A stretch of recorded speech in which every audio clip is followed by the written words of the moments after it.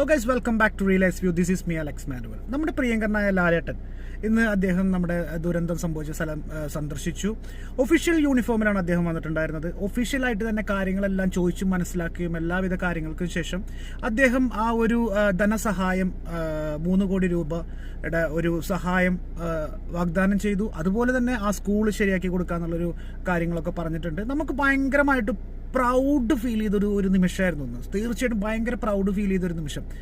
പക്ഷേ ഞാൻ ചിന്തിക്കുകയാണ്, കുറച്ച് വർഷങ്ങൾക്ക് മുമ്പ് ഇതേ ആർമിയിൽ ചേർന്നു എന്ന് പറയുകയും അല്ലെങ്കിൽ ആ ഒരു പദവി കിട്ടിയെന്ന് പറയുകയും ചെയ്ത് എത്രമാത്രം ട്രോളുകളും മോശം കമൻറ്റുകളും അദ്ദേഹത്തിനെതിരെ ഒരു സിനിമ വരെ സംഭവിച്ച ആ ഒരു നാട്ടിൽ അതേ യൂണിഫോമിൽ അതേ പദവിയിൽ അതേ മനുഷ്യൻ അന്നത്തെയും ഇന്നത്തെയും പോലെ തന്നെ ശാന്തമായ മുഖം കൊണ്ടുവന്ന് നമ്മളെ എല്ലാവരെയും മനസ്സ് വീണ്ടും കീഴടക്കുക എന്ന് പറയുന്നത് വളരെ നമുക്ക് പറഞ്ഞറിയിക്കാൻ പറ്റാത്തൊരു സിറ്റുവേഷൻ.